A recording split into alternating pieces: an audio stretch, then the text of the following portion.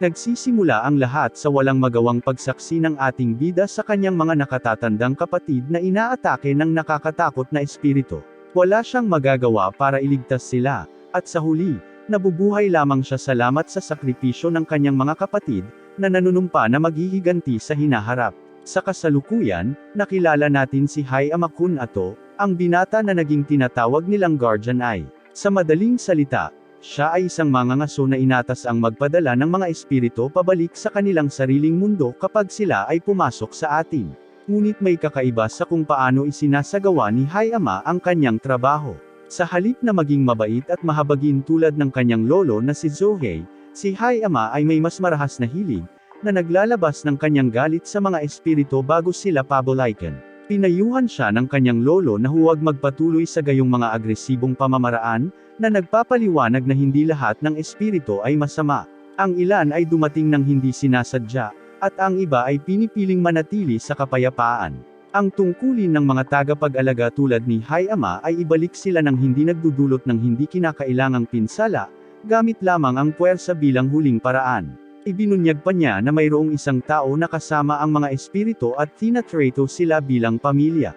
Sa kabila ng matalinong mga payo na ito, ang bata ay tila hindi handang tanggapin ang katotohanan. Ang kanyang pagnanais na maghiganti ay patuloy na lumalamon sa kanya, at determinado siyang sirain ang lahat sa kanyang landas. Sa pagtatangkang buksan ang kanyang mga mata, inayos ng kanyang lolo na makasama siya ng isang batang babae na may espesyal na koneksyon sa mga espiritu nang hindi bababa sa 1 taon. Walang pagpipilian si Hayama kundi tanggapin, dahil ang pagtanggi sa alok ay mangangahulugan ng pagkawala ng kanyang lisensya sa mata ng tagapag-alaga at pagsuko sa paghihiganti na ipinaglaban niya ng husto. Kaya, nagbitiw, si Hayama ay nagtakda sa hindi alam, patungo sa kanyang bagong tirahan. Sa kabilang banda, makikita natin kung paano ipinabalik ng mga espiritu, tulad ng ating batang bida, ang iba pang mga espiritu sa underworld, dahil yun ang isa sa mga kondisyon para manatili sila sa mundo ng mga tao. Pagdating sa tirahan, sinalubong siya ng 2 espiritu, at nang maglaon ay nagpakita ang iba sa angkan sa medyo nagbabantang paraan. Kahit na ang kanyang lolo ay nagsalita sa kanya tungkol sa kanila, ang bata ay hindi lubos na nagtitiwala sa angkan ng mga espiritong iyon. Sa simula, nilinaw niya na kinasusuklaman niya ang anumang bagay na may kaugnayan sa paranormal, at hindi nagtitiwala sa kanila. Hindi nila kailangang tretuin siya ng mabuti. Pagmamasdan lamang niya ang mga ito mula sa malayo, itinuring silang mga halimaw lamang. Gayunpaman, hindi nagustuhan ng isa sa mga espiritu sa angkan ang mga salita ng bata. Upang tanggapin siya, nagpasya siyang isara siya sa pamamagitan ng mga suntok. Siyempre, hindi yun kukonsintihin ng ating batang si Hayama, at pareho silang nagsimula ng away. Ang espiritu ay may kakayahang magpakita ng mga espada na kung saan siya ay lubos na sanay, ngunit si Hayama ay may mas malakas na kakayahan. Maaari siyang lumikha ng isang walang laman sa espasyo na may mga singsing, pinuputol ang lahat ng bagay sa landas nito. Parehong mukhang pantay-pantay sa larangan ng digmaan, ngunit ayon sa iba pang mga espiritu, si Hayama ay hindi seryosong nakikipaglaban, at tama sila. Pinipigilan niya ang kanyang mga pag-atake, kung hindi ay natalo niya ang may hawak ng mga espada, na nagngangalang Nagi. Sa kasamaang palad, nang ang labanan ay nagiging kawili-wili, ang Panginoon ng Espiritu ay malapit nang dumating. Upang matigil ang alitan, hindi inaasahang inatake ng lahat ang bata, na lalong nagpapatunay sa kanyang kawalan ng tiwala sa kanila. Di nagtagal, lumitaw ang sikat na guro na namuno sa angkan ng mga multo, at kinailangan ng binata na ipakita ang sarili sa kanya mula sa lupa. Matapos ang ganap na paggaling ni Hayama, mas nakilala namin si Boten, ang dalagang ibinabahagi ang kanyang buhay sa mga espiritu. Humingi siya ng paumanhin sa aming kaibigan para sa nangyari, at nagpaabot ng bukas na paanyaya sa kanya na manatili sa kanyang tahanan hanggat gusto niya, hanggat pinananatili niya ang paggalang sa kanyang kapwa nilalang. Sa kabilang banda, mas detalyadong ipinaliwanag ni Hayama ang kanyang tungkulin bilang tagapag-alaga. Sinabi niya sa kanila na sila ay mga simpleng tao, na nakakuha ng kapangyarihan mula sa tagapag-alaga na Diyos ng silangan at sa mundo ng Takoyo. Gayunpaman, sa pagbubunyag ng masyadong maraming impormasyon, nagkamali siya ng babala kay Boten na maging maingat sa mga multo na nasa kanilang serbisyo. Ang obserbasyon na ito ay nakaapekto sa kanya, dahil hindi niya sila nakikita bilang mga tagapaglingkod, ngunit bilang isang uri ng pamilya. Binalaan siya nito na kung hindi niya makukuha ang tiwala ng mga espiritu sa loob ng 3 araw, kailangan niyang umalis. Ang sitwasyong ito ay naglagay kay Hayama sa isang mahigpit na lugar, dahil naalala niya na ang hindi pagtupad sa gawaing ito ay magreresulta sa pagpapalaya sa kanya ng kanyang lolo mula sa angkan. Kaya ngayon ay nasa isang sanggangdaan siya, sinusubukang makipag-ayos sa mga nilalang na kanyang kinamumuhian. Sa kabutihang palad, si Nagi, ang batang eskrimador, ay hindi naging masama gaya ng sa tingin niya, at inalok siya ng pagkakataong makuha ang kanyang tiwala sa pamamagitan ng pag-anyaya sa kanya na samahan siya sa isa sa kanyang mga misyon. Hayama, na may kaunting mga pagpipilian, sa wakas ay tinanggap, bagamat sa daan, tinanong niya si Nagi kung bakit gagawa ang isang espiritu upang alisin ang iba pang katulad nito. Simpleng sagot ni Nagi, iyon ang tanging paraan upang manatili sa tabi ni Botan. Sinabi niya sa kanya na hindi niya maiintindihan maliban kung mayroon siyang isang bagay na talagang mahalaga na ipaglaban. Gayunpaman, may mahalagang bagay si Hayama, at iyon ay walang iba kundi ang kanyang pagnanais na maghiganti. Sa sandaling nasa eksena, nakatagpo nila ang espiritu na tila may kaloob ng pagkontrol sa tela. Parehong nasangkot sa isang paghaharap upang supulan ito, at sa panahon ng pakikibaka, ipinakita ni Hayama sa ibang lalaki na, kahit na hindi siya lubos na nagtitiwala sa kanya, maaari siyang magtiwala sa kanyang kakayahan. Matapos talunin ang espiritu, ang bagay na sinapian ay bumalik sa normal nitong kalagayan, na nagpapakita na tila, kailangan ng mga espiritu na hawakan ang isang bagay upang mahayag sa mundo ng mga tao. Sa sandaling iyon, ibinahagi ni Hayama kay Nagi ang dahilan kung bakit siya nagtatanim ng labis na pagkamuhi sa mga espiritu. Ipinaliwanag niya na ang isang demonyong Tsukumagami na may payong ay kumitil sa buhay ng kanyang mga kapatid noong nakaraan, at mula noon, ang tanging hangarin niya ay sirain ito. Nakuha ng kwentong ito ang pag-aproba ni Nagi, ngunit kailangan pa rin niyang tanggapin ang iba pang mga espiritu. Sa makatuwid, ipinagpatuloy niya ang pagsasagawa ng mga misyon sa kanilang tabi.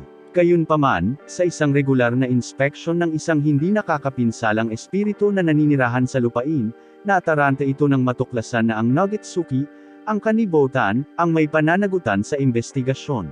Sinalakay ng espiritu ang isa sa kanila, ngunit sa kabutihang palad, nailigtas ni Hayama ang isa pa niyang kasama at mabilis na na-neutralize ang espiritu ng babae.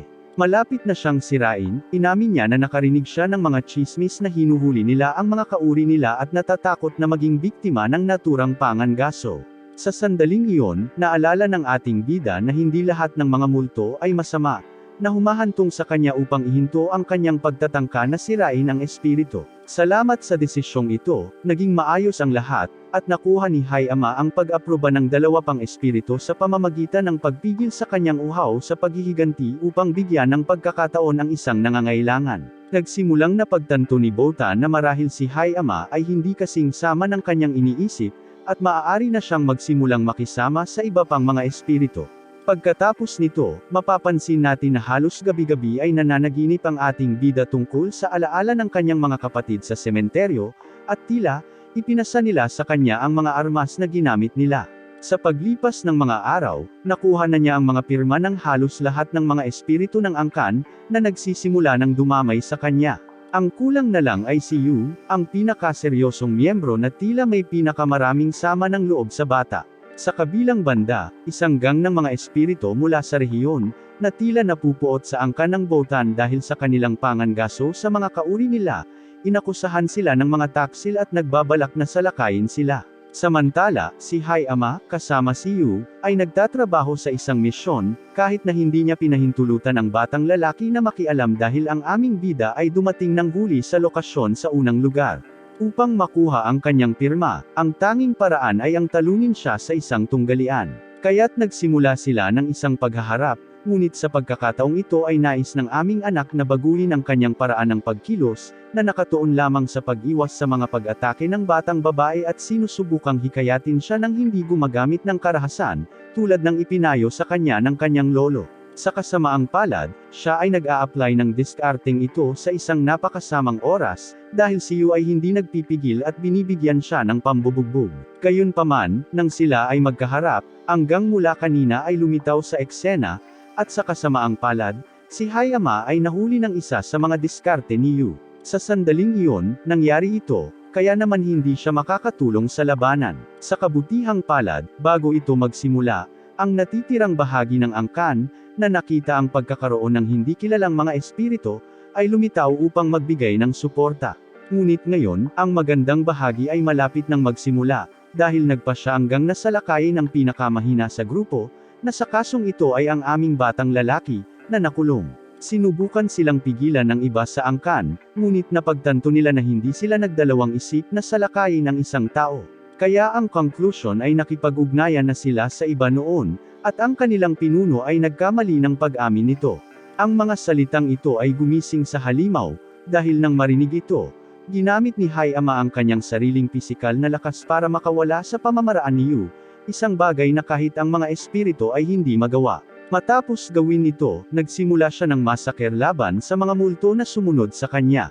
Ngayong alam na niyang kaharap niya ang mga kahabag-habag na nilalang, wala na siyang dahilan para ipagpatuloy ang pagpipigil, at madaling mapunit ang mga espiritu na tumatawid sa kanyang landas sa medyo hindi nakagalaw na paraan. Sa sandaling nakaharap ang pinuno ng mga kontrabida na ito, sinabi niya na siya ay katulad din nila, isang halimaw na naghahanap ng dugo.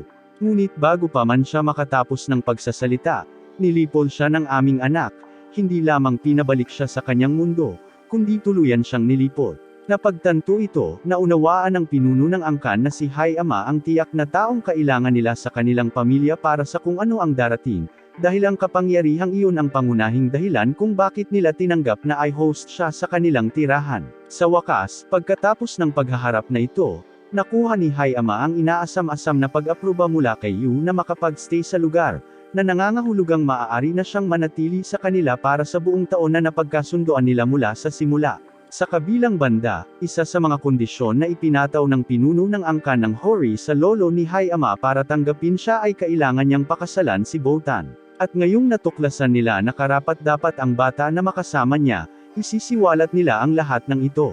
Malinaw, hindi sumang-ayon ang batang babae dito, ngunit ang mga espiritu na tila nagtataglay ng mga gamit sa kasal ay nais na makakuha ng isang makapangyarihan at maaasahan kung sakaling sila ay maalis. Si Hay-ama ay hindi rin ganap na nakasakay doon, ngunit gaya ng dati, sa medyo cool na paraan, sinabi niya sa kanila na patuloy niyang obserbahan ang mga ito upang gumawa ng desisyon. Of course, they didn't necessarily have to be married to protect her, as according to him, iyon ang trabaho niya bilang guardian ay. Gayunpaman, ang malamig na salita ng bata ay nagdulot ng pagkadismaya ni Botan. Habang papunta siya sa universidad, inatake siya ng isang espiritu na gumagala sa lugar, at tila nagkikimkim ng sama ng loob sa lahat ng miyembro ng kanyang angkan. Sa kabutihang palad, bago lumala ang sitwasyon, si Hay-ama, na dumating upang humingi ng tawad sa pagpapahirap sa kanya, ay lumitaw sa tamang sandali upang iligtas ang kanyang buhay. Bagamat bago niya maalis ang multo, nagpakita ang mga miyembro ng clan, medyo desperado na protektahan ang kanilang ginang, na naging dahilan upang maging ang parang multo na tagapag-alaga ng mga ngaso ay tumanggap ng isa sa kanilang mga pag-atake habang inaalis ang espiritu. Siya nga pala, humingi ng paumanhin ang aming anak kay Botan para sa kanyang mga nakaraang malamig na salita, na ipinaliwanag na hindi niya sinasadyang makipag-usap sa kanya sa ganoong paraan, at tinanggap niya ang kanyang paghingi ng tawad na may isang nahihiyang ngiti. Pagkatapos ng alitan, nagpa siya ang bata na palakasin ang depensa sa paligid ng Botan gamit ang malalakas na anting-anting. Gayunpaman, napilitan siyang bawiin ang mga ito sa ibang pagkakataon, dahil naapektuhan pa nila ang mga miyembro ng kanyang sariling angkan dahil sa kanilang napakalaking kapangyarihan. Samantala, ang lolo ni Hay-ama at ang mga pinakakilalang miyembro ng kanyang angkan ay ipinatawag ni Kai, isang makapangyarihang espiritu na nagpapanatili ng tigil sa pakikipagkasundo sa mga mangangaso kapalit ng ilang matutuluyan. Ang dahilan ng pagpapatawag ay gusto ni Kai na maunawaan kung bakit ang isang mata ng tagapag-alaga ay nauugnay sa tirahan ng isang angka ng espiritu. Lumalabas na si Botan ay may malaking halaga, at ang parehong espiritu at mga organisasyon ng mga ngaso ay sumimangot sa pagiging malapit ng isang mata ng tagapag-alaga sa isang bagay na napakahalaga. Gayunpaman, ipinaliwanag ng mga espiritu na hindi hinahanap ni Hay-ama ang kapangyarihan ni Botan, at sa katunayan, hindi niya alam kung ano ang kinikimkim nito sa loob niya. Samantala, inaalis ng ating bida ang mga anting-anting na dati niyang inilagay at natagpuan ang kanyang sarili na na-corner ng dalawang high-level na espiritu na tila hinahabol siya para sa parehong mga pagbabawas gaya ng kay Kai. Gayunpaman, napatunayan na si Hay-ama ay lubos na sanay at may karanasan para sa kanyang edad. Pinamamahalaang linlangan sila upang bigyan sila ng isang mabilis na hit, na nakahuli sa mga espiritu na hindi nakabantay. Gayunpaman, sila ay naging mas malakas kaysa sa kanyang knuckle kula, at nang tila natalo niya ang isa at naipit ang isa pa, pareho siyang nakatali, dahil ang isa sa kanila ay immune sa kanyang pamamaraan ng pagbubuklod. Matapos siyang i-neutralize, sinimulan nilang pahirapan siya para kumuha ng impormasyon. Hanggang noon, naisip ng binata na ang mga espiritu ay naghahanap lamang ng mga kahinaan ng angkan na nanghuhuli sa kanilang uri, sa paniniwalang ang pagtatalo ay maaaring dahil sa tunggalian ng teritoryo. Gayunpaman, lubos siyang nagulat nang tanungin nila kung ang kanyang presensya sa lugar na iyon ay nauugnay sa paghahanap ng kapangyarihan ni Botan, na nauunawaan na ito ay maaaring magdulot ng digmaan sa pagitan ng mga paksayon. Inusisa nila ang mga plano ng mga ngaso tungkol sa kapangyarihan ng dalaga. Sa paghahayag na ito, pinalaya ni Hay-ama ang kanyang sarili mula sa kanyang pagkahuli, dahil pinahintulutan niya ang kanyang sarili na mahuli upang kunin ang impormasyon mula sa kanila. Ngayon, siya naman ang magtatanong sa kanila tungkol sa dati nilang itinanong sa kanya. Bago pa lamang sila supulan, na magitan si Yu upang ihinto ang labanan, ipinapayo na palayain nila sila dahil sila ay isang uri ng mga detective o bounty hunters na may mga permit na manatili sa mundo ng mga tao. Wala silang karapatang isama sila. Dahil dito, umatras ang mga individual matapos makuha ang impormasyong hinahanap nila. Sa totoo lang, ang ating batang entity hunter ay ganap na walang kamalay-malay sa kapangyarihan na kinikimkim ni Botan. Kasunod ng mga pangyayaring ito, naisip ni Hay-ama na may mali sa batang babae na nagbahagi ng kanyang buhay sa mga espiritu. Haori holding hands with Hay-ama. Nagde-date ba talaga sila? Maaaring nagtataka ka kung ano ang nangyayari dito, ngunit ang lahat ay may paliwanag.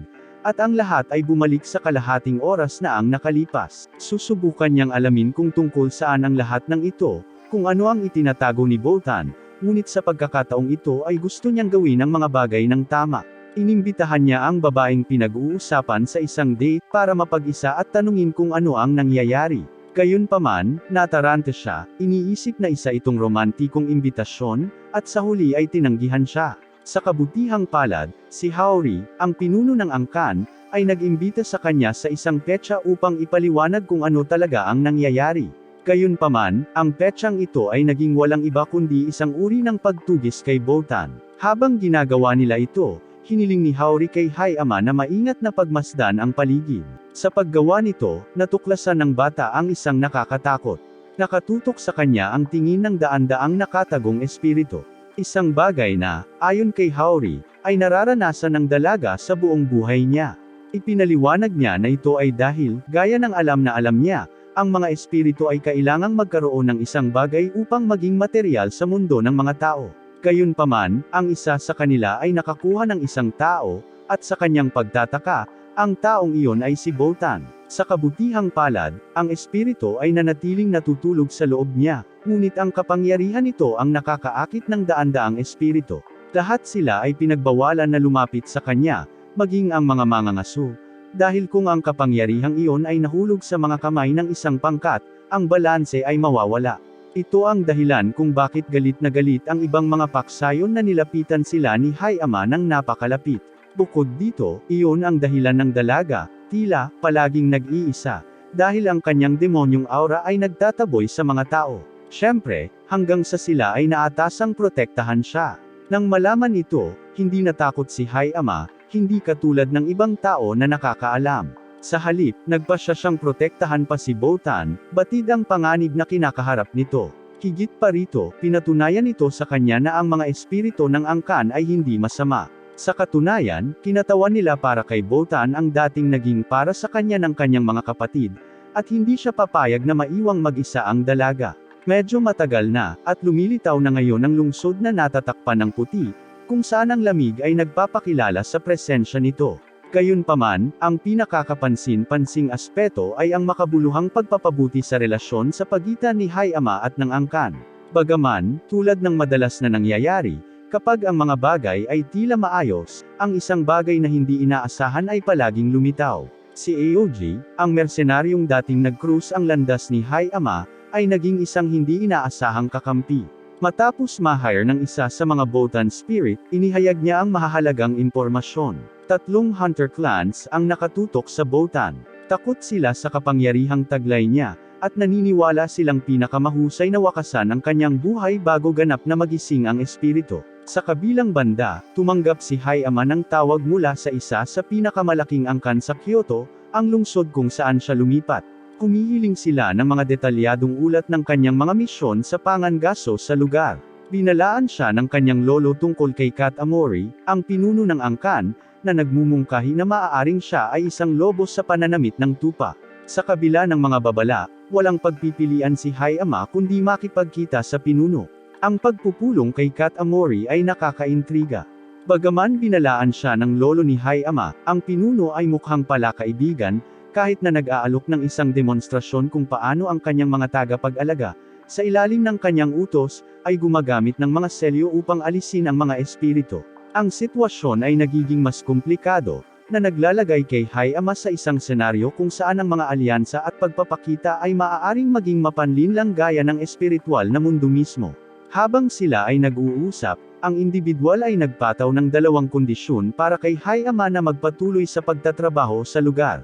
Ang una ay ang magbigay ng mga detalyadong ulat ng lahat ng kanyang mga misyon, at ang pangalawa, mas maaapektuhan, ay nagsasangkot ng pag-aalis ng Botan. Ayon sa kanya, ang batang babae ay nagdulot ng panganib, dahil ang pagkawala ng kontrol sa kanyang kapangyarihan ay maaaring maglabas ng isang sakuna sa mundo ng mga tao. Sa kabila ng mga naunang pagtatangka ng angkan na alisin siya, palaging pinuprotektahan siya ng mga espiritu ng kanyang angkan. Gayunpaman, dahil nakatira si Hayama sa kanila, inalok nila siya ng pagkakataon na magampanan ang misyon ng mas madali. Ngunit si Hayama, nang walang pag-aalinlangan, ay mahigpit na tumanggi, tinutulan ang mga pananakot ng matanda at binalaan siya na huwag manggahas na hawakan si Botan o ang kanyang pamilya. Sa kabila ng mahigpit na pagtanggi, ayaw ng matanda na tumanggap ng hindi bilang sagot. Nahaharap sa posibilidad na puwersahang kontrolin ang katawan ni Hayama upang matupad ang misyon, naglunsad sila ng isang malakas na pag-atake. Hindi lamang ito nagawang harangin ni Hayama, ngunit nag-counterattack din, pinalipad ang isa sa mga mangangaso ng matanda at ipinakita na labis nilang minamaliit ang kanyang mga kakayahan. Ang mga nag-aakalang siya ay baguhan lamang ay namangha nang makita ang kanyang katawan na may marka ng mga galos at nakatuklas ng mga kakayahan na higit sa karaniwan. Sa kabila ng ebidensya, patuloy siyang minamaliit ng matanda, na nangangatwiran na ang mga tagumpay sa kanyang nayon ay hindi maihahambing sa antas ng kapangyarihan sa lungsod na yon. Determinado na patunayan ang power gap, naglabas siya ng ilang espiritu na kinokontrol ng mga anting-anting. Ang hindi niya alam ay ginawa nitong mas madali ang mga bagay para kay Hayama, na, sa pamamagitan ng pagpapakawala ng kanyang tunay na halimaw na kalikasan, ginamit ang kanyang sandata upang madaling maalis ang mga espiritual na papel. Ang estilo ng pakikipaglaban ni Hayama ay nakakuha ng atensyon ni Tsubaki, ang anak ng matanda, na nagpasya na huwag lumahok sa labanan. Ang tanging interes niya ay ang pagmamasid sa kamanghamanghang mga kasanayan ni Hayama, na, pagkatapos ng mahabang panahon, nasiyahan sa kilig ng walang pigil na labanan. Sa kabilang banda, natuklasan ng mga miyembro ng clan, salamat sa lolo ng bata, na siya ay naging isang mangangaso sa murang edad na 12. Ngunit ang pinakakahanga-hangang bagay ay hindi iyon. Pagkatapos noon, inalagaan niya ang espiritu ng mga tile, na tila isa sa pinakamakapangyarihan nitong mga nakaraang panahon. Ang mga lalaki ay namangha sa kung ano ang maaaring makamit ng isang taong uhaw sa paghihiganti. Samantala, patuloy na itinapon ng ating bayani ang mga papel ng matandang lalaki, na pinili ang isang medyo hindi patas na taktika. Gumamit siya ng isang inosenteng espiritu, ang nakilala ni Hayama noong nakaraan, at iyon ang nagpaalis sa kanya sa laro. Ngayon, kailangan niyang magpadala ng espiritu sa ibang mundo na ginagamit lamang. Itinulak siya nito sa limitasyon, na nakatuon lamang sa pag-iwas sa mga pag-atake. Ang matanda, sa kanyang bahagi, ay sigurado na ito ay mangyayari. Nang matuklasan na ang bata ay gumugol ng oras sa mga espiritu, naisip niya na ang kanyang puso ay lumambot, at ngayon ay umaasa na lamang siyang matatalo siya ng espiritu. Ang ideya ng matanda ay hayaan niya ang kanyang pagbabantay dahil kailangan niyang harapin ang isang taong kilala niya. Ngunit hindi siya umasa kay Hayama na may maraming karanasan sa mga bagay na ito pagdating sa paggawa ng matinding desisyon. Nauwi siya sa walang awang pag-atake sa espiritu. Bagamat iyon ang pinaniniwalaan nila, sa totoo lang, ginamit lang niya ang mga pag-atake para tanggalin ang control seal na nakalagay sa babae. Siyempre, pagkatapos gawin ito sa loob lamang ng ilang segundo, inalis niya ang huling mangangaso at na-corner ang matanda, na walang pagpipilian kundi ang sumuko at payagan si Hayama na magpatrolya sa lugar. Kung hindi, kukunin ko ang buhay niya. Oo nga pala, mukhang interesado si Tsubaki sa bata dahil nakilala rin ito ang mga kapatid nito bago ito namatay, at ibinigay pa ang numero ng telepono nito para makipag-ugnayan. Matapos ang buong pangyayaring ito, kinuha ni Hayama ang kanyang sarili na dalhin ang espiritu mula noon sa bahay ng Nagetsuki. Noong una, kakaiba ang iniisip ni Botan tungkol sa kung ano talaga ang ginagawa ni Hayama, ngunit pagkatapos malutas ang hindi pagkakaunawaan, sinamahan ni Botan at Hayama ang babae sa kanilang lungsod. Sa kanyang pagbabalik, ipinahayag ni Hayama sa batang babae na alam na niya ang katotohanan tungkol sa espiritu na nananahan sa loob niya. Siyempre, hindi niya kailangang mag-alala tungkol doon. Hanggat siya ay isang guardian ay, siya ang bahala sa pagprotekta sa kanya. Gayun din, sa totoo lang, ibinunyag niya ang kwento ng kanyang nakaraan, kung paano siya nagiganti sa pagkawala ng kanyang mga kapatid.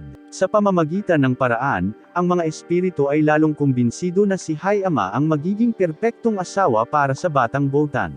Isang grupo ng mga espiritu ang nagdudulot ng kalituhan sa mga mangangaso ng sinaunang angkan ng Taiju. Dahil dito, nagpa siya ang komite na ipadala sina Yu at Hayama bilang mga reinforcement, isang duo na parang langis at tubig. Habang papunta sila sa lokasyon, ipinaliwanag ni Yu kay Hayama na hanggang na kanilang makakaharap ay binubuo ng mga espiritu na may mga bagay na may pahirap at napakalakas. Tila, ilang taon na ang nakalilipas, kinailangan ng ilang organisasyon para pigilan sila. Dahil dito hindi na itago ni Hayama ang kanyang kaligayahan. Sabik na siyang lemunin ang mga espiritu, dahil pagod na siyang magpigil sa pakikipaglaban ng buong lakas. Pagdating sa tagpuan, sinalubong sila ni Tsubaki, na sasali rin sa misyon. Bilang karagdagan sa kanya, ang dalawang naunang mersenaryo ay naroroon upang magtrabaho sa misyong ito, na ginagabayan sila sa pugad ng pinuno ng gang. Bagamat ang kanilang tungkulin ay i-escort lamang sila roon, wala silang panahon para umatras dahil tinambangan sila ng tatlong makapangyarihang pinuno ng gang, bawat isa ay kumokontrol sa mga bagay na nagbigay sa kanila ng mga pambihirang kakayahan. Hinarap ni Tsubaki ang may hawak ng apoy, habang si Hayama ay nakatutok sa pinunong may hawak na lag-ari na napakalakas. Nagawa pa niyang tamaan si Yu nang wala itong magawa para ipagtanggol ang sarili. Tanging si Hayama, salamat sa kanyang mga artifact, ang nakaharap sa kanya bilang isang katumbas. Samantala, hinarap ni Tsubaki at ng mga mersenaryo ang kani-kanilang mga kalaban ng walang anumang abala. Ang pinuno ng mga lag-ari, na napagtatanto na hindi niya matatalo si Hayama, ay sumanib sa kanyang bagay, na nakakuha ng mas malakas na pagbabago. Naging dahilan ito upang magsanib puwersa sina Yu at Hayama upang talunin ang bagong banta na ito. Sa katotohanan, lumahok lamang si Hayama sa huling suntok dahil sa kanyang mga pinsala.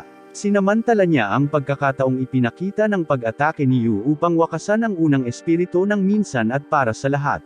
Pagbalik kasama si Hyuma at ang grupong ito ay nagkaisa para sa misyon na ito. Pagkatapos na harapin ng espiritu, binanggit sa kanya ni Tsubaki na nakilala niya ang kanyang mga kapatid noon. Sa katunayan, dati ay hinahangaan niya ang mga ito sa mahusay na kasanayan sa pakikipaglaban na taglay nila, kaya naman hinahabol din niya ang multo na may payong. Kaya iminungkahi niya ito na sumali sa kanyang angkan, dahil doon siya makakalap ng higit pang impormasyon upang matuntin ang kinaroroonan ng nilalang na ito na kumuha sa kanyang mga kapatid. Si Yu, na nakikinig sa usapan, ay naisip na hindi magandang ideya na tanggapin dahil kilala ang angkan ni Tsubaki sa paggamit ng mga mangangaso bilang mga kasangkapan lamang. Gayunpaman, naniniwala siya na, salamat sa kadiliman sa loob ng batang lalaki, sa kalaunan ay tatanggapin niya. Sa kabutihang palad, tinanggihan ni Hayama ang alok dahil gusto niyang magpatuloy sa angkan ng espiritu. Sa pag-uwi, tinanong ni Yu ang bata kung bakit niya tinanggihan ang alok, na sinagot niya na sigurado siya na kung tatahakin niya ang landas na iyon, siya ay lalamunan ng kasamaan, kaya susundin niya ang kanyang sariling landas upang matupad ang kanyang paghihiganti. Kinabukasan, tinipon ni Hori ang buong pamilya para ay anunsyo na magdiriwang sila ng hapunan ng sukiyaki sa gabing iyon. Ang bawat miyembro ay binigyan ng gawaing paghahanda, at sina Hayama at Buton ay binigyan ng misyon na hanapin ang electric grill, na ang lokasyon ay isang misteryo. Ang mga inaasahan ay halata, dahil ang paghahanap na ito ay magsisilbing dahilan para isulong ni Buton at Hayama ang kanilang relasyon. Binigyan pa ni Hori ng love plan si Buton para gayumahin si Hayama, sobrang kinabahan dito ang dalaga. Habang ang iba ay nagpatuloy sa kanilang mga gawain, iniisip ni Buton kung hindi rin komportable si Hayama sa sitwasyon, o kung iniisip man lang niya ito. Sa isang punto, natagpuan ni Hayama ang listahan na ibinigay ni Hori kay Buton sa lupa. Pagkabasa nito, malamig na nagkomento ang bata na hindi niya kailangang alalahanin iyon. Nagulat si Buton, hindi mapanatag ang reaksyong iyon at gusto niyang makita ang totoong ekspresyon ng bata.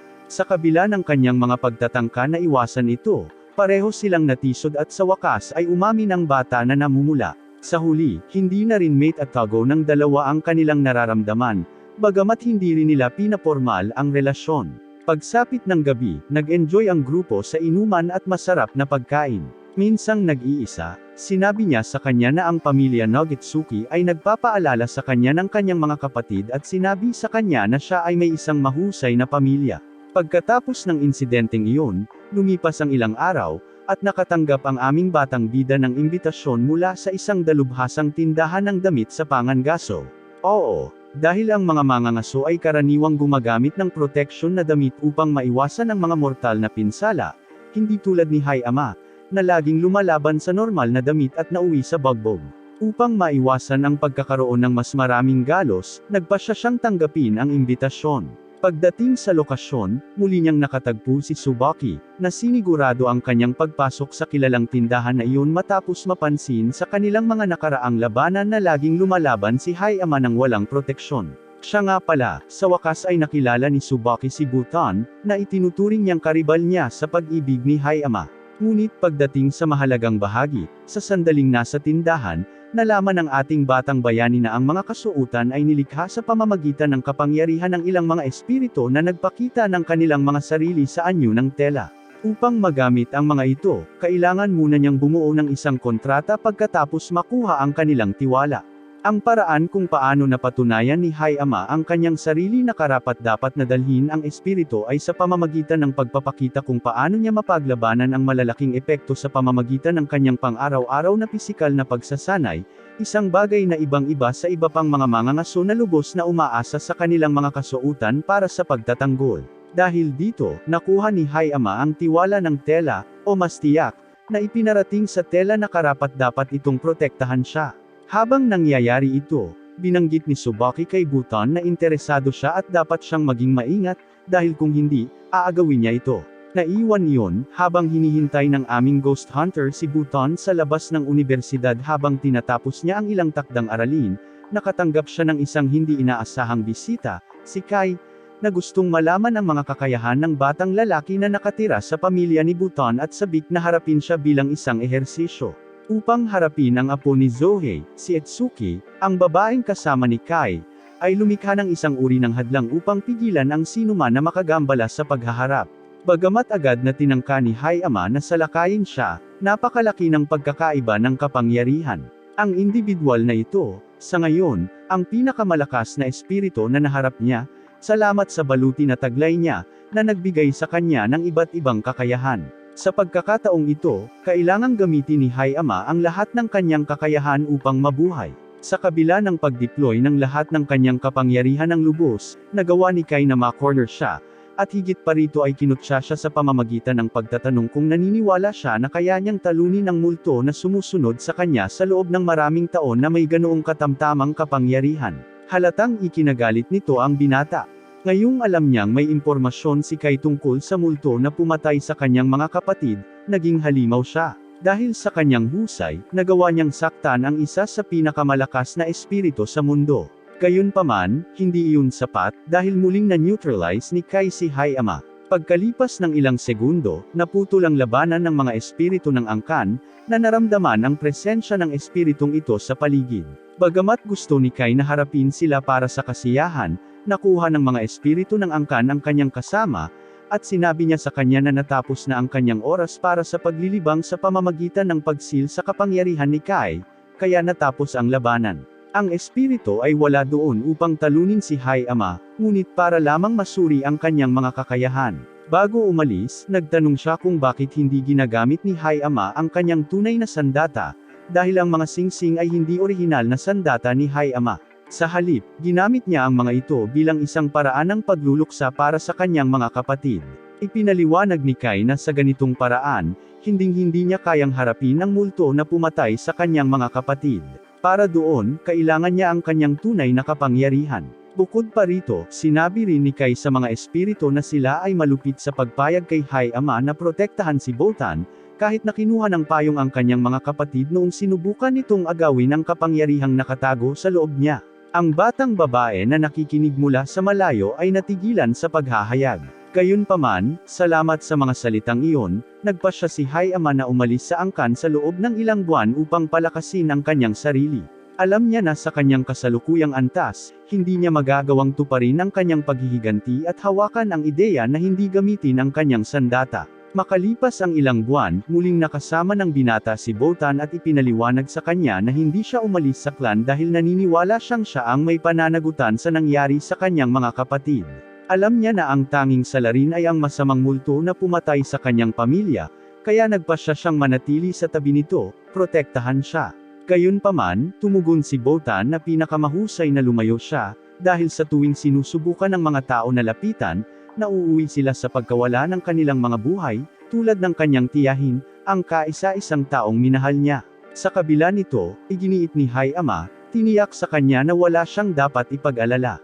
Sa anumang pagkakataon ay hindi siya titigil sa pag-aalaga sa kanya at pananatili sa tabi nito, hindi bababa sa hindi hanggang sa natapos niya ang kanyang paghihiganti. Sa ngayon, patuloy niya itong protektahan. 6 na buwan na ang nakalipas mula nang dumating si Hay-ama sa lugar, at napansin ni Botan ang isang tubo na nagpapaalala sa kanya ng sandaling kailangan nilang linisin ang silid para sa paglipat ni Hay-ama, upang mamuhay siya ng comfortable sa kanila. Habang nag-aalis ng alikabok si Botan, nakita niya ang tubo na iyon na pag-aari ng kanyang lolo. Sa sandaling iyon, isang kakaibang kamay ang lumitaw, at ang kanyang mga hiyawan ay nagpaalerto sa lahat ng nasa bahay, na agad na sumugod upang iligtas siya. Nang ang kamay na ito ay naglunsad ng isang pag-atake laban sa batang babae, si Haori ay lumitaw, na maaaring manipulahin ang mga tela, at pinamamahala ang lumikha ng isang proteksyon na kalasag. Gayunpaman, nagpatuloy ang demonyo, naghahanda para sa isang bagong pag-atake. Sa sandaling iyon, si Nagi, kasama ang kanyang mga braso na naging mga espada, ay pinutol sa kalahati ang demonyo. Bagamat natalo ang Tsukumagami, hindi sinasadyang nasira din ni Nagi ang tubo ng kanyang lolo sa proseso. Sa kabila ng kanyang paghingi ng tawad, natakot si Nagi na magagalit si Botan, ngunit nakakagulat na hindi siya galit. Ipinahayag ni Botan ang kanyang pasasalamat sa lahat sa pagprotekta sa kanya, at lahat sila ay humanga sa dalaga. Ipinagmamalaki ang kanyang naging malakas na babae. Sa kasalukuyan, handa na siyang pumasok sa unibersidad, habang si Hay-ama ay masigasig na nagsanay kasama si Tsubaki. Pareho silang may misyon na alisan ng takip ang taong responsable sa pagkamatay ng mga kapatid ni Hay-ama. Samantala, ang pamilya Nogitsuki ay gumagawa ng planong panseguridad upang protektahan ang lahat ng tao sa panahon ng Aoi Matsuri, isa sa mga pinakamakabuluhang pagdiriwang ng Kyoto na umaakit ng maraming tao. Para bang hindi iyon sapat, ang 3 dakilang Tsukumagemas ng Kyoto, na kilala bilang Court Trio, ay naruroon din. Noong araw ng kapistahan, nagkakasayahan si Botan kasama ang kanyang kaibigan, nang biglang sumulpot si Hay-ama sa kanilang likuran, na hindi sinasadyang nagulat sila. Ipinaalam niya sa kanila na kailangan nilang asikasuhin ang paghahanda ng hapunan ng magkasama sa gabing iyon. Sa sandaling iyon, may nakitang Kai na hinala si Hay-ama sa lugar. Habang ginalugad niya ang lugar, natuklasan niya na may nakatago na multo sa isa sa mga payong ng parada. Ipinaalam niya sa kanyang koponan, at nang malapit na siyang mamagitan, ang 3 dakilang Tsukumagemas ng Kyoto ay pumasok. Si Fuki, ang una sa 3, ay naging sanhi ng pagkawala ng malay ng lahat ng naruroon gamit ang isang uri ng plauta. Ang matandang Sumabiki ay nakulong ang demonyo gamit ang isang manipis na sinulid, at si Suzumi, ang pangatlo, ay naglunsad ng isang pag-atake na madaling tinatakan ang demonyo. Dahil dito ay natigilan ang ating bida, at lumapit siya para ipahayag ang kanyang pasasalamat at magpakilala. Nang ibunyag niya ang kanyang pangalan, sinugod siya ng 3 mandirigma, dahil narinig nila ang tungkol sa kanya at sabik na silang makilala siya. Biglang pumatong si Hori sa aming bida, pinatumba siya ng flying kick at pinagsabihan siya sa nangyari sa demonyong Tsukumogami. Nang tumangala siya, napansin niya ang presensya ng 3, at naunawaan na tinulungan nila si Hayama sa issue. Inutusan ni Hori ang bata na magulat kay Mr. Katamori, ngunit hindi gumagana ang transmitter dahil wala siya sa hanay ng radyo.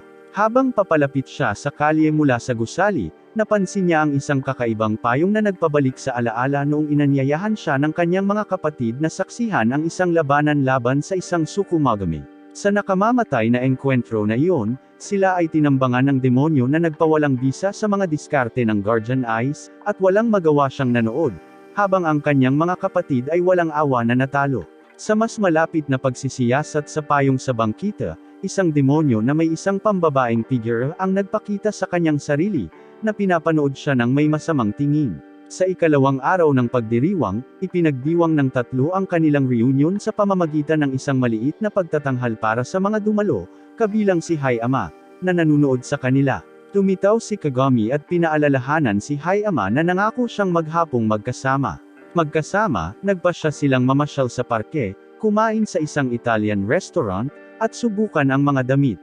Napagtanto ni Hayama na hindi pa niya naranasan ang gayong masasayang aktibidad. Hanggang sa sandaling iyon, ang kanyang buhay ay nakatuon sa pagsasanay upang labanan ang Tsukumogami. Si Kagami, na determinadong baguhin iyon, ay nagkusa at gustong ipakita sa kanya kung paano magsaya. Matapos ang isang araw na puno ng saya, bumalik sila sa venue.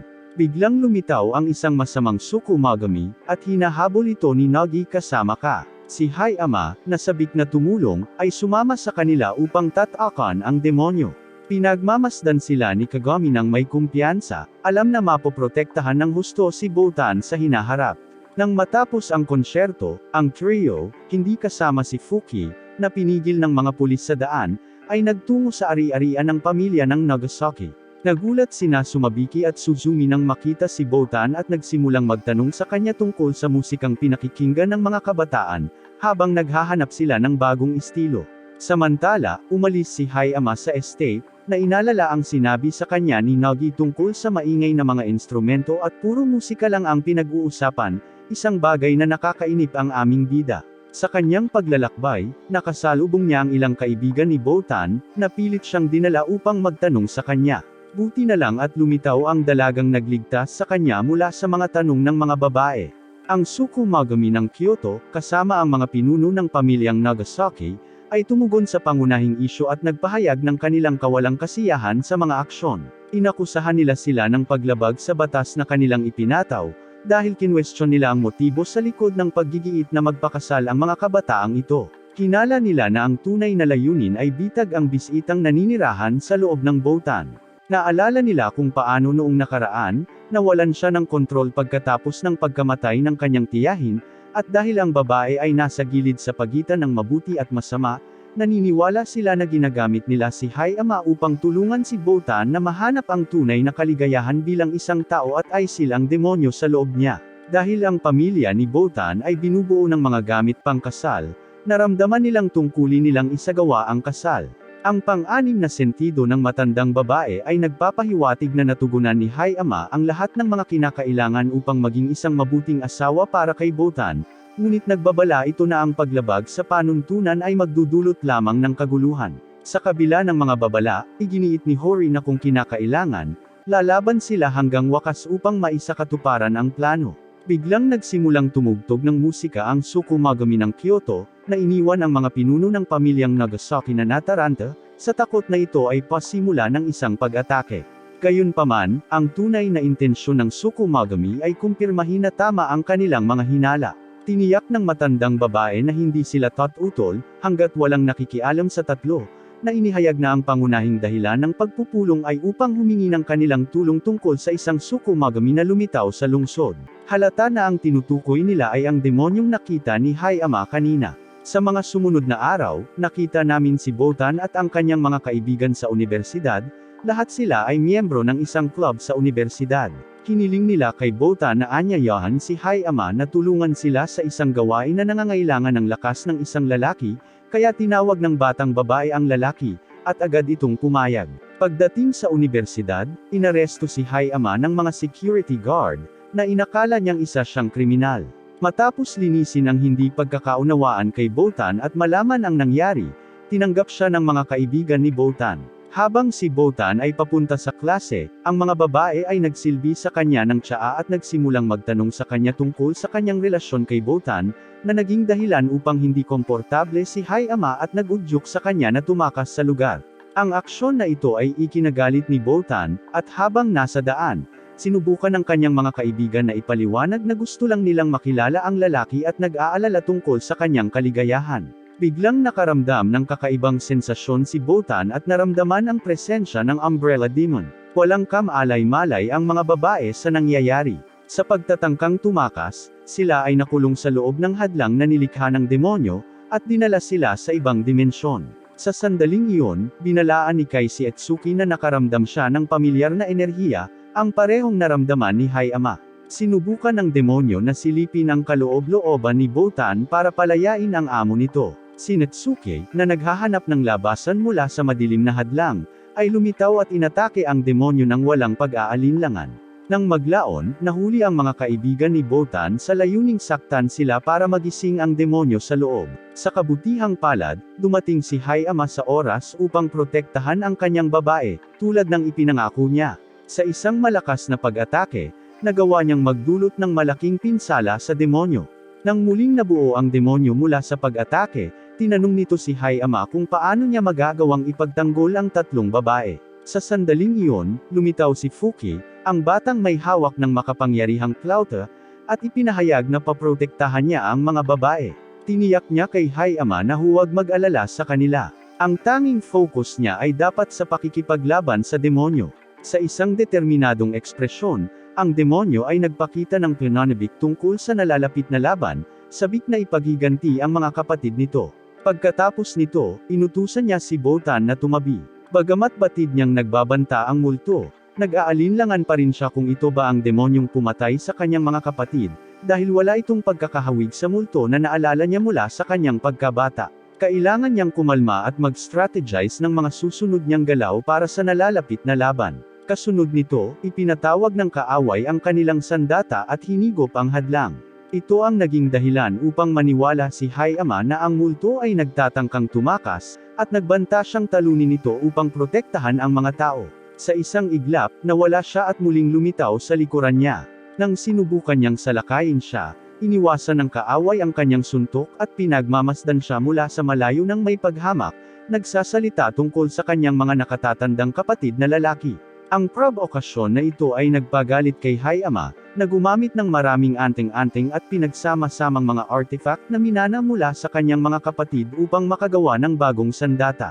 Gayunpaman, ang kanyang pag-atake ay napatunayang hindi epektibo dahil ang kaaway ay madaling umiwas sa kanyang mga galaw. Pagkatapos, tumungo siya sa Botan at naglunsad ng isang pag-atake upang ipakita sa binata na hindi niya ito mapoprotektahan gaya ng kanyang ipinangako. Tulad ng tila katapusan na para kay Botan, lumitaw ang kanyang pamilya upang iligtas siya kasama ng iba pang koponan mula sa Tsukumagami ng Kyoto. Pinagmamasdan sila ng kalaban at nagsimulang umatake habang nakakulong sila sa pagbabanta. Buong lakas na ginamit ni Nagi ang kanyang taibak, matagumpay na napatayo ang kalaban. Nang hindi huminto sa kanilang pag-atake, pinalibutan ito ng grupo, na dinaig ang kalaban. Inihatid ni Susuri ang huling suntok, na durog ito sa lupa. Samantala, humanga si Hayama sa kapangyarihan ng pamilya Nogetsuki habang nasaksihan niyang pinoprotektahan nila si Botan. Gayunpaman, ang kaaway ay nakakagulat na naglaho, lumubog sa lupa. Si Kagami, gamit ang kanyang kakayahan sa salamin, ay nahanap ang kalaban tulad ng pagtatangka nitong sakupin si Botan. Pinutol ni Hori ang kamay ng demonyo sa 2 piraso, at sinamantala ni Hayama ang pagkakataon na maglunsad ng isang sipa na nagpalipad dito. Ang Tsukumagami ng Kyoto at ang pamilyang Nogetsuki ay sumali sa labanan sa pagtatangkang isil ang multo. Sa huling sandali, nagpaalam ang kaaway sa amo nito at ngumiti, sa kabila ng pagkatalo. Sa mapagbantay na tingin ng lahat, Inihayag ng matandang sumabiki na itatago niya ang selyadong bagay sa imbakan ng Guardian Eyes. Nangako siya na maaari silang magtanong tungkol sa pagkamatay ng mga kapatid ni Hayama. Samantala, ang lahat ng mga alituntunin ay susundin, at inutusan ng matandang babae ang grupo na magpahinga sa natitirang bahagi ng araw. Nagulat si Hayama kung gaano kadaling natalo ang multo na hinahanap niya. Pagkatapos, nagpasalamat si Hori sa binata sa pagprotekta kay Botan, ngunit sinabi niyang nagkamali siya. Sa totoo lang, sila ang nagpoprotekta sa kanya. Nag-aalala lamang siya sa pagkatalo sa kalaban. Bakas sa mukha niya ang kalungkutan. Nang marinig ito, biglang naramdaman ni Botan na may sira sa kanyang katawan, at nagsimulang kuminang ang kanyang mga mata. Inutusan ni Hori ang lahat na mabilis na bumalik sa mansyon ng Nagetsuki. Tumakbo sila pabalik sa mansyon, at pagdating sa bahay, nagulat sila na naging bitag ang lahat. Ang mansyon ay wasak, kahit na ang kanilang tunay na target ay hindi ang mansyon mismo, ngunit ang proteksyon na haligi ng lugar, si Elder Kushage. Dahil malamang na may mas malalakas na kalaban, at ang pangunahing target nila ay si Botan, naunawaan nila na ang pinakamagandang lugar para protektahan siya ay ang bahay ni Tsubaki. Nang maglaon, sa Katamori Mansion, natuklasan nila na si Kushage ay selyado sa sarili niyang lalagyan. Pagkatapos, ipinaliwanag ng isang batang babae na mayroong dalawang paraan upang masil si Atsukumagami. Inihayag niya na si Kushage ay nagselyo sa kanyang sarili sa lalagyan dahil sa isang napipintong banta ng pagkawasak. Higit pa rito, binanggit niya ang kanyang intensyon na ayusin ang lalagyan, kahit na hindi siya sigurado kung babalik ito ng buhay. Samantala, walang malay si Botan, at nag-aalala ang kanyang pamilya sa kanyang kalagayan. Pagkatapos nito, binanggit ni Taiju na magkakaroon sila ng maraming problema ngayon kung wala si Kushage, dahil siya ang may pananagutan sa pagpapakain sa hadlang upang protektahan ang mansyon, at pinipigilan din ang demonyo sa loob ng Botan na magpakita. Ngayon, ang pinakamahusay na hakbang ay ang panatilihin siyang nakakulong, dahil ang kanyang kapangyarihan ay hindi makontrol. Sa wakas ay dumating si Tsubaki na may balita na nagising si Botan, at lahat ay sabik na tumakbo sa silid upang makita siya. Sa sandaling iyon, nalaman ng dalaga ang nangyari kay Kushage. Sa kabilang banda, hinayla ni Tsubaki si Hiyoma sa isang tabi para tanungin ang tungkol sa multo na matagal na nilang hinahanap. Inamin ni Hiyoma na hindi siya sigurado kung ito ay ang parehong Tsukumagami tulad ng dati. Ibinigay ni Tsubaki kay Hiyoma ang impresyon na mas alam niya ang tungkol dito, at ibinunyag niya na may natuklasan siyang ilang impormasyon sa pamamagitan ng sarili niyang pagsisiyasat. Bukod dito, hiniling niyang makipagpalitan ng impormasyon tungkol sa Tsukumagami, dahil nasaksihan niya ang nangyari sa sandaling iyon. Sa ilang segundo, mukhang pinagalitan ng mga kapatid ni Tsubaki ang bata, dahil nalaman nilang hindi niya inilapat sa labanan laban sa multo ang lahat ng itinuro nila sa kanya sa mga sesyon ng pagsasanay. Pagkatapos ng mga pangyayaring ito, sa wakas ay nagkaroon ng sandali ang ating bida kasama si Botan. Kinausap niya ito tungkol kay Kushage na ipinahayag ang pakiramdam na malapit na itong magising para alagaan siyang muli, gaya ng lagi niyang ginagawa. Nagpahayag siya ng pag-asa na makikita siya nito na nakadamit bilang isang nobya, dahil yun ang kanyang hiling mula nang alagaan niya ito noong bata pa ito. Nang mga sandaling iyon, ipinagtapat ni Botan na naghihintay siya sa kanya dahil nagpapasalamat siya sa kanya, kaya tinupad niya ang kanyang pangako. Protektahan siya. Salamat sa kanya, siya at ang kanyang mga kaibigan ay ligtas. Ang kanyang mga salita ay labis na nagpapasaya kay Hiyoma, at iyon ang nagudyok sa kanya na protektahan siya kahit na siya, dahil dati ay naramdaman niyang nakagawa siya ng isang malaking pagkakamali sa pagprotekta sa kanya. Sa gabi, habang nakikipag-usap sa telepono ang kanyang lolo at ibinabahagi ang sitwasyon ng nangyari, pinayuhan niya ito na oras na upang gamitin ang kanyang sariling kapangyarihan. Hanggang noon, ginamit ni Hiyoma ang kapangyarihang minana sa kanyang mga kapatid.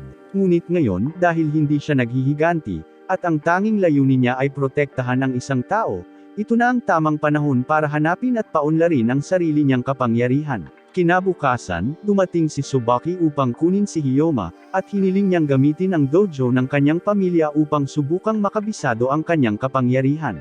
Pagdating sa lokasyon, habang naghahanda siya para sa pagsasanay, naalala niya ang lahat ng mga tagubilin na itinuro sa kanya ng kanyang mga kapatid na lalaki upang ma-master ang kapangyarihang iyon. Sa kanyang unang pagtatangka, sa ilalim ng maingat na titig ng mga kasalukuyang kababaihan, hindi niya ito nakamit. Ang paggamit ng mga fragment ng kanyang kapatid sa mahabang panahon, na wala ang koneksyon sa kanyang sarili. Pagkatapos ng pagsasanay, ipinaalam ni Taiju sina Botan at Hyomo na dapat silang manatili sa sentro, dahil napakadelikado para sa batang babae na pumunta sa universidad ng walang proteksyon ni Koshige. Binanggit din niya kay Hori ang tungkol sa isang misyon para sa pamilya Nogitsuki.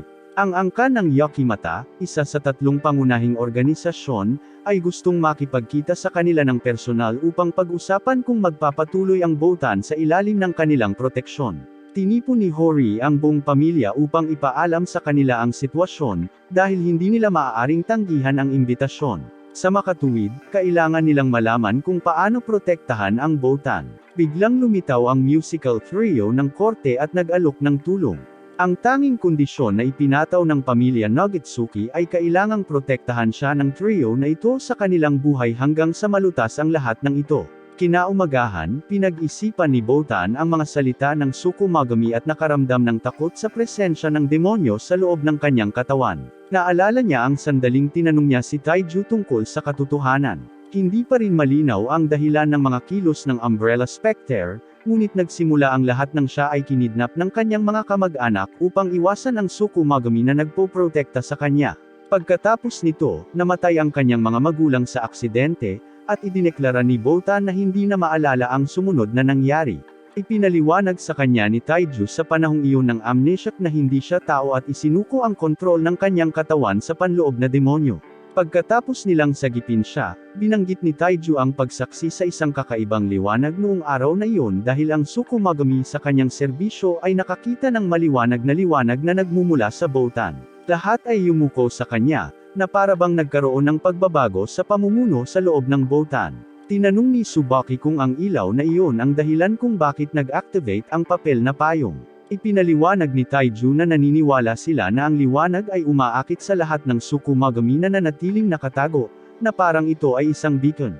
Gayunpaman, hindi niya maaaring igiit ng may katiyakan na si Botan ang sanhi ng problema. Labis na nag-aalala si Botan sa kanyang silid, ngunit ang pag-alala sa pangako ni Hayama ay nagdulot sa kanya ng kaunting kaginhawahan.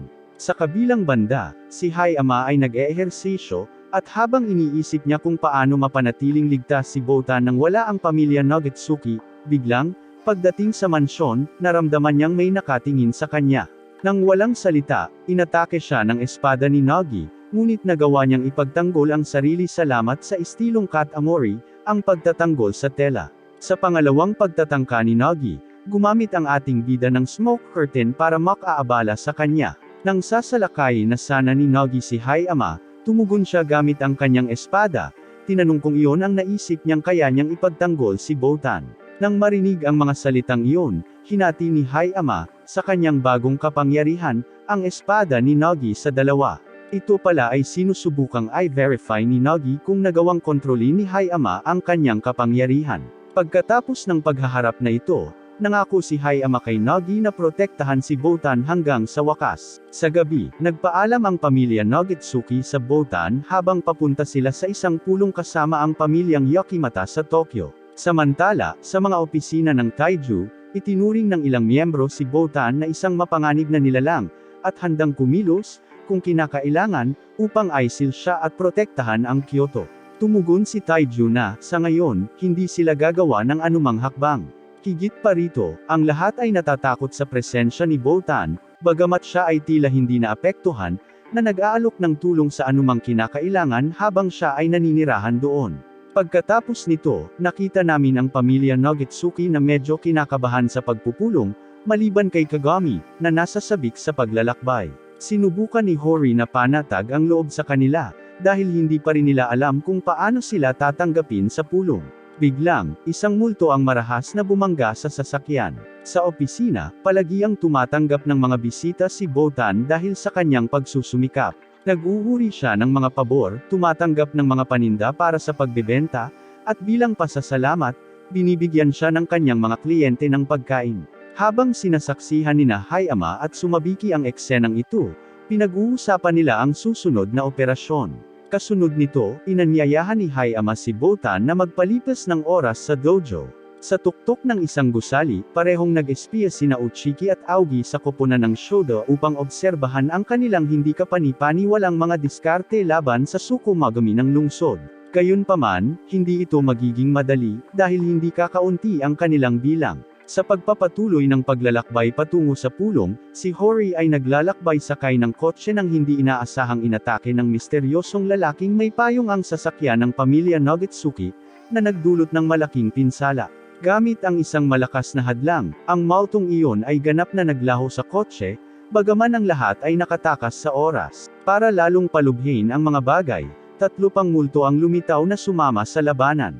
Nagtagumpay silang mahuli ang pamilya ni Botan sa isang bitag, iniwan silang walang magawa at natuklasan na sa kabilang panig, mas maraming miyembro ng mga multo na ito ang may balak na agawin si Botan. Samantala, sa dojo, naghihintay sina Hayama at Botan ng mga update tungkol sa paglalakbay ng kanilang mga kaalyado at pinag-uusapan kung gaano kahalaga ang koponan para sa kanilang dalawa. Ipinaalam ni Matsu kay Taiju Katamori na ang Tsukumagami ay hindi masyadong lumalaban, na tila kakaiba. Pagkatapos isaalang-alang ito ng ilang sandali, naisip nila na ang mga Tsukumagami na ito ay maaaring hindi ipinadala sa pag-atake, ngunit upang maglagay ng bitag at makagambala sa kanila. Parehong ang koponan ng Shoda at Taiju ay nakatagpo ng mga mabibigat na kalaban. Natuklasan ng mga bida na ang Bureau ay nakikipagtulungan sa mga papel na payong at sina Hayama at Botan ay inatake ng isa sa mga miyembro nito. Iminumungkahi ng mga kaaway sa bawat karakter na ibigay si Botan nang hindi na kailangang lumaban, na iniiwan silang nag-iisip. Habang ang koponan ng Shoda ay tumatanggap ng karagdagang tulong, nagpasya si Taiju na protektahan si Botan, sa kabila ng lahat ng problemang dinala niya sa kanilang buhay. Sama-sama, pinipili nilang lahat na ipagsapalaran ang kanilang buhay at protektahan ang Botan. Ang pagtanggi na ibigay si Botan sa mga kontrabida ay hindi isang tugon na madaling tanggapin ni Suzumi. Gayunpaman, may pabor sa kanya si Taiju. Hindi alam ni Suzumi at ng iba pa ang eksaktong lokasyon ni Botan.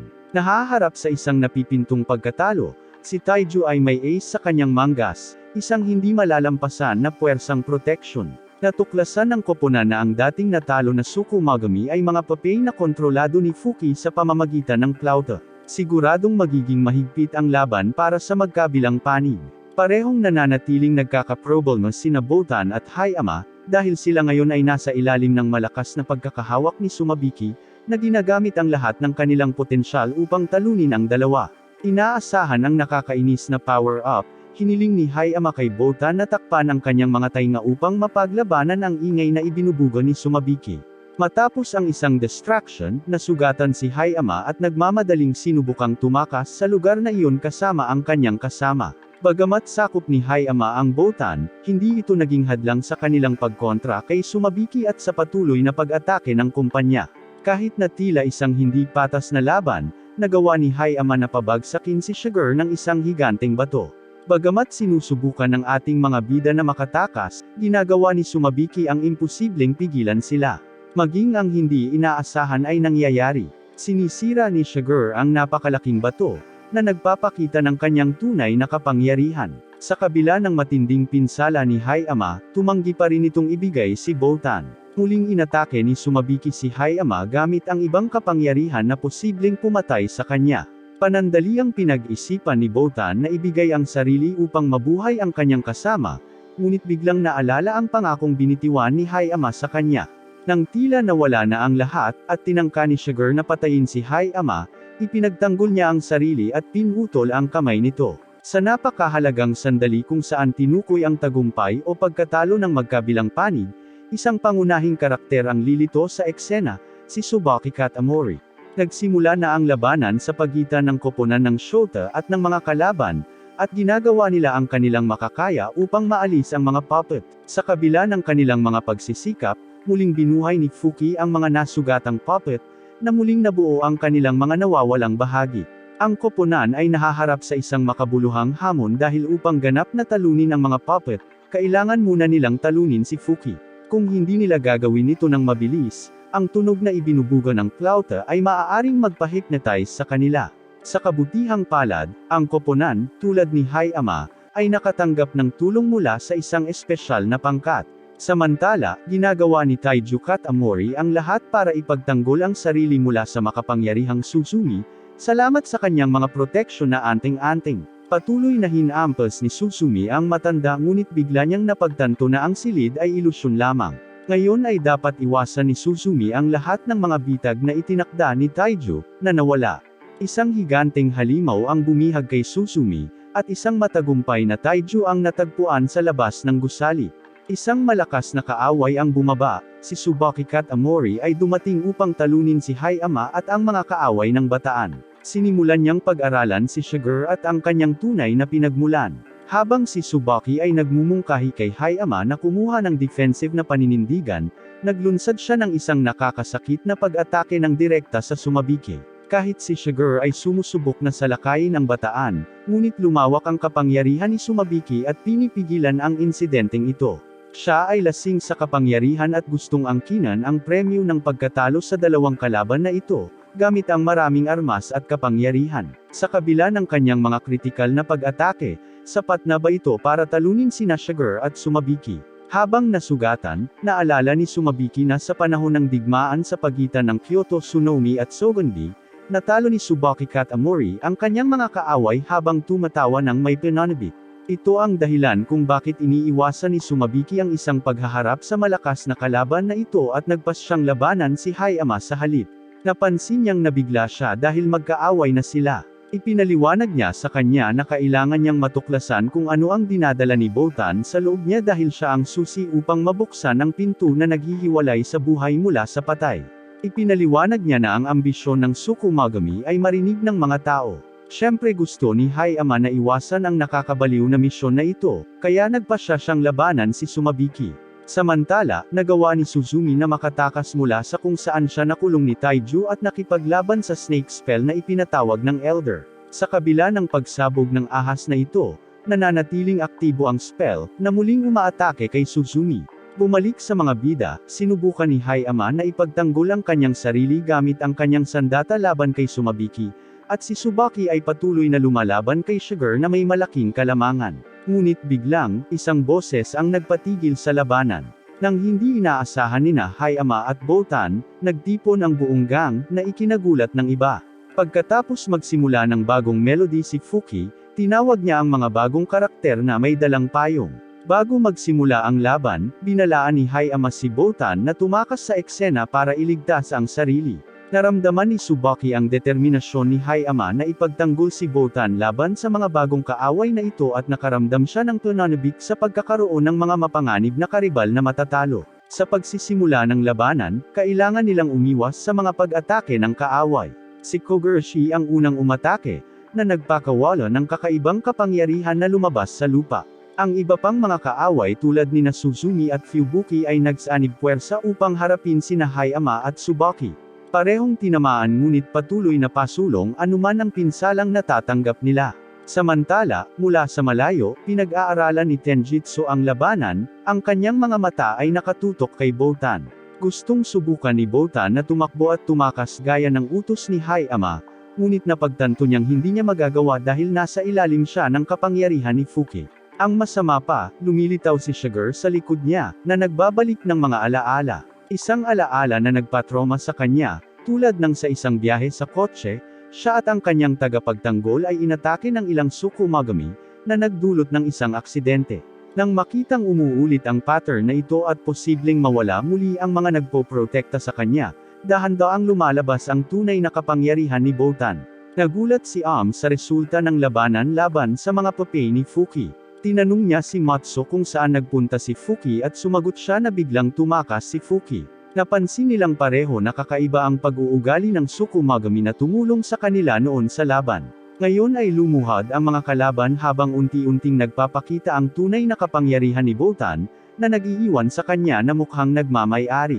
Nagbago ang mukha niya, at napapalibutan siya ng madilim na aura.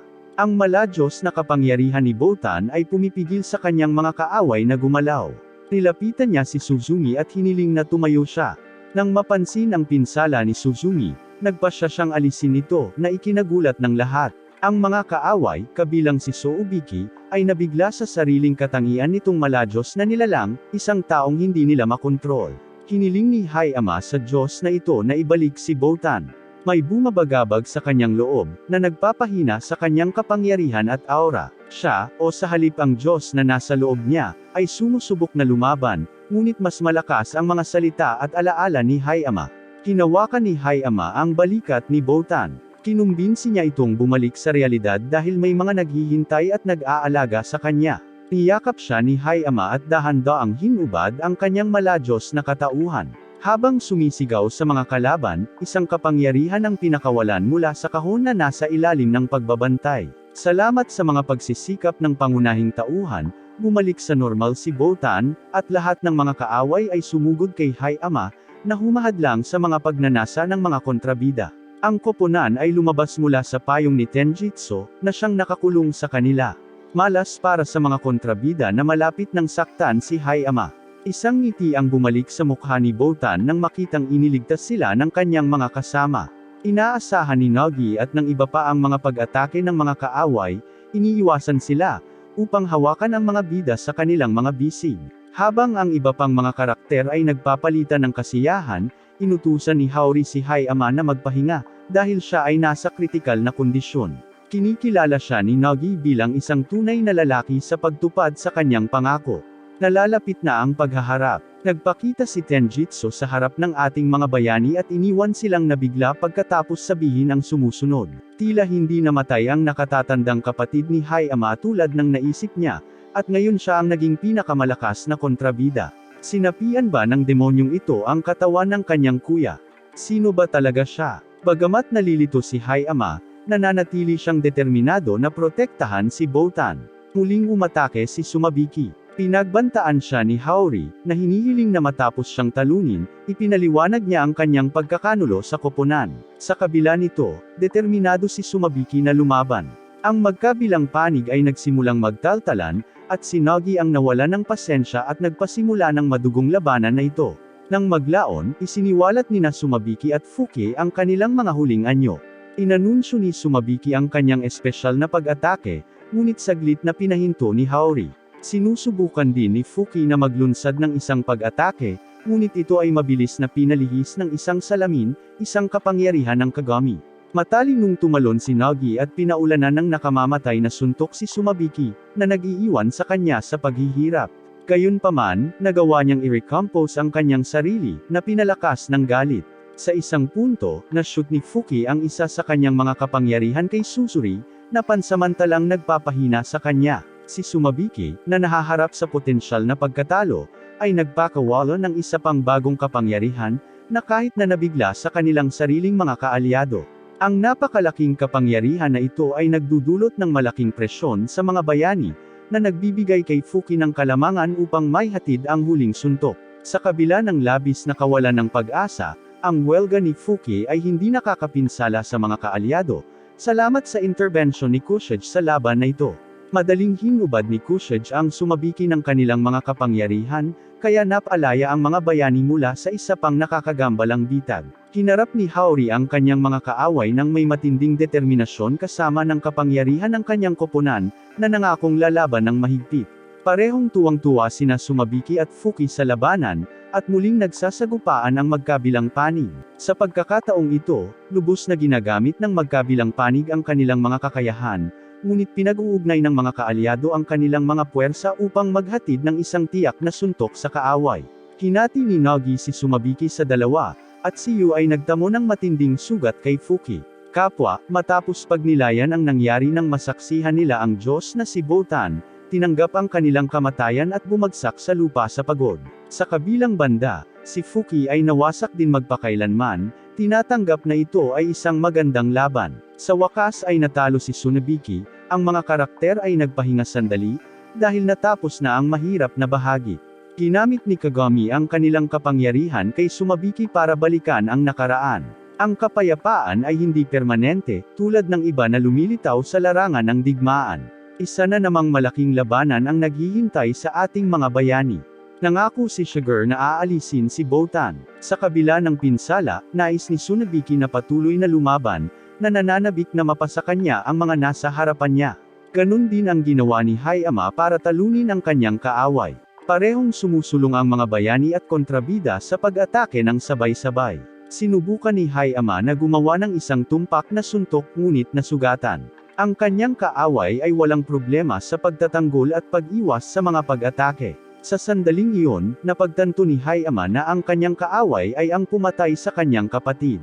Sa determinasyon at uhaw sa dugo, gusto niyang talunin ang nagsusuot ngayon ng balat ng kanyang kapatid. Sinubukan ni Tenjitsu na lalong galitin si Hayama sa pamamagitan ng pang-iinsulto sa kanyang kapatid, at ipinaliwanag din na kapag nilamon niya ang kanyang kaluluwa, malalaman din niya ang kanyang mga iniisip. Upang i-demoralize si Hayama, sinabi sa kanya ni Tenjitsu na ang mga naging dahilan ng pagkamatay ng kanyang kapatid ay ang kanyang lolo at si Hayama mismo, na humantong sa kanyang marahas na reaksyon. Ibinabalik ni Tenjitsu ang mga alaala ng kanyang pagkabata noong lumaban siya sa kanyang nakatatandang kapatid. Nang makitang nag-ambala si Hayama sa alaala na ito, sinimulang atakehin siya ni Tenjitsu ng tuloy-tuloy. Samantala, sinubukan ng iba pang mga kontrabida na dukutin si Botan, ngunit umiiwas si Yu sa mga pag-atake. Mabangis na sinalakay ni Nagi si Sugar habang si Tsubaki ay nakaharap sa isang kaaway, tinamaan siya sa mukha at naging dahilan upang hindi siya makalaban. Ang labanan sa pagitan ni Hayama at Tenjitsu ay lalong nagiging mahirap dahil patuloy na lumalabas ang mga alaala ng kanyang kapatid, na hindi niya nagawang talunin. Sinubukan ng binata na harapin ang kanyang kaaway, na ngayon ay nagpakawala ng kanyang tunay na kapangyarihan. Sinubukan niyang tumayo, ngunit ito ay walang kabuluhan. Masyado siyang sugatan. Habang iniinsulto siya ng kanyang kaaway para i-demoralize siya, binibigyan siya ng kanyang mga kaalyado ng sapat na dahilan para patuloy na lumaban, at bawat isa ay nagpapahayag ng kanilang positibong pananaw habang sabay na sinusubukang harapin ang mga kontrabida. Sa huli, ang sigaw ni Botan ang nagpabalik kay Hayama sa kanyang mga paa. Malinaw ang mga dahilan ng kanyang pakikibaka. Ang sumumpa na sisirain ang masasamang loob na si Tsuku Megumi, at ipagtanggol din si Botan. Ang pagmuni-muni na ito ay nagpapakita ng kanilang tunay na kapangyarihan. Pinagsasama ang kanyang dalawang sandata, nagpakawala si Hayama ng isang hindi kapani-paniwalang kapangyarihan, napakalakas na ang kanyang mga kaalyado ay dapat lumayo sa labanan bilang isang pag-iingat. Inilabas ang napakalaking kapangyarihan na ito, binibigkas niya ang pamamaraan na tinatawag na Kun-Adu Gate Opening. Inihagis niya ito patungo kay Tenjitsu, na sinubukan itong pigilan, ngunit sumabog ito sa kanyang mukha. Lahat ng bagay sa paligid ay nawasak, kabilang ang kalahati ng katawan ni Tenjitsu, bagamat siya ay nagre-regenerate ng walang kahirap-hirap.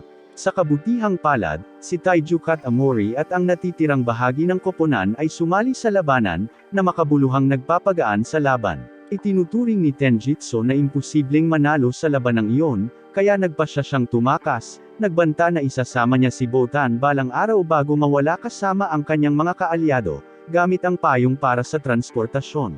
Nang walang karagdagang pagbabanta, bumagsak si Hayama.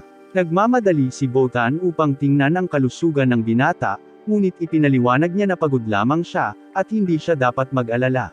Pinapurihan ni Taiju Katamori ang koponan para sa kanilang pagsusumikap, habang ang iba ay casual na tinatalakay kung paano sila uuwi. Ipinapalam ni Hori kay Zohei ang tungkol sa pagtataksil at ang mga kaaway na nagtangkang makuha si Botan. Tinanong din niya si Zohei kung alam niya na isinuot ni Tenjitsu ang balat ng kapatid ni Hayama, kung saan kinumpirma ni Zei ang kanyang kaalaman, na ipinapaliwanag ang kanyang pagnanais na ilayo ang kanyang apo. Pagkatapos ng mahabang pahinga, nagising si Hayama at napansin niya si Botan na nasa silid din, naghihintay na magising siya. Matapos siyang purihin ng binata, pareho silang nakaramdam ng hiya. Lalong nahihiya si Hayama nang mapagtantong hindi sila nag-iisa. Nandoon din sina Taiju at Tsubaki. Ipinaliwanag ng matanda na sinisiyasat nila ang pangkat ng mga payong papel. Bago tapusin ang pag-uusap, hinangaan ni Taiju ang hindi natitinag na moral ni Hayama at inanyayahan siyang magpatuloy sa pagharap sa banta ng mga payong ng magkasama. Inaanyayahan siya ni Taiju sa tradisyonal na pagtitipon na madalas na ipinagdiriwang pagkatapos ng isang mahusay na laban. Sa pagtitipon, naroroon ang buong pangkat. Pinuri nila si Kushage, pinangalanan siyang bituin, na ikinagulat ng pangunahing tauhan dahil ang karakter na ito ay lumahok lamang ng ilang minuto. Sa isang punto, lahat ng naroroon ay nagpapakita ng katapatan kay Botan, na iniwan siyang tulala. Sinasalamin ni Hayama ang kanyang paghihiganti laban sa mga payong na papel at napagtanto niyang may mas malaki pa kaysa sa kanyang pagkamuhi sa mga kaaway na ito. Lumingo-lingo siya sa paligid at nakitang ligtas at maayos ang kanyang mga kaibigan, itinuon ang kanyang tingin kay Botan, ang kanyang dahilan upang protektahan. Nagpapasalamat si Kushage kay Hayama sa pagtatanggol sa kanyang may bahay, na ikinagulat ng binata ng matuklasan na nakakapagsalita si Kushage. Ito ay nangangahulugan ng magandang kapalaran para sa lahat para sa bagong taon. Sinisikap ng mga kaibigan ni Botan na imbestigahan kung ano ang kanyang pinagkakaabalahan sa lahat ng oras na iyon, kahit na espekulasyon na maaari siyang magpakasal, gayunpaman hindi niya maihayag ang katotohanan, nakaramdam ng kahihiyan. Pag-alis nila sa lugar, tinanong nila si Botan kung bakit wala siyang papel na payong dahil umuulan. Kasabay nito, dumating si Hayama upang dalhin siya ng payong, gaya ng binanggit ni Kagami na nakalimutan niya ito. Ang kilos na ito ay lalong nagpahiya kay Botan sa harap ng kanyang mga kaibigan. Parehong naglalakad sa ulan, at magiliw na ibinahagi ni Botan ang payong kay Hayama, ngunit agad na napagtanto na ito ay isang bagay na ginagawa ng mga mag-asawa, na muling nahihiya. Pareho silang nasaksihan ang isang kasal, at si Hayama ay nagmumungkahi na si Botan ay magmukhang napakaganda sa isang damit pangkasal, na ginagawang mas hindi siya komportable. Ang pamilya, na nagmamasid mula sa itaas ng bubong, ay nakikita sila sa ganitong sitwasyon, at hinihikayat silang maging mag-asawa sa wakas, tinutukso si Hayama sa pagiging reserbado. Hindi nagtagal ay sumisikat ang araw, at si Botan na ang unang hakbang. Iminungkahi niya kay Hayama na magkahawak kamay silang lumapit sa kasal para mas makitang malapitan. Magkahawak kamay silang tumatakbo habang tumatawa.